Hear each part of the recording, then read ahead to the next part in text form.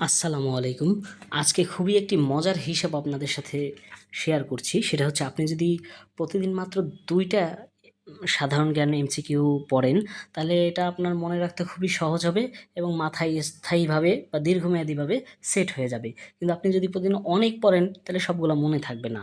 তো আপনি যদি মাত্র প্রতিদিন ২ টা করে সাধারণ জ্ঞান পড়েন, আপনার মাসে হচ্ছে ৬০ টা, বছরে হচ্ছে ৬৮০ টা। কেউ যদি ডিপ্লোমার শুরুতে বা যদি অনার্সের শুরুতে এভাবে শুরু করে এবং ৪ বছর যেতে, যেতে অনার্সে ডিপ্লোমায় তার ৪ বছর পরে হয়ে যাচ্ছে ২৬৮০ টা। তো এগুলো বেশিরভাগই তার মনে থাকবে। তো যে কারণে আপনার এগুলো স্থায়ীভাবে সেট হয়ে যাবে মাথায়।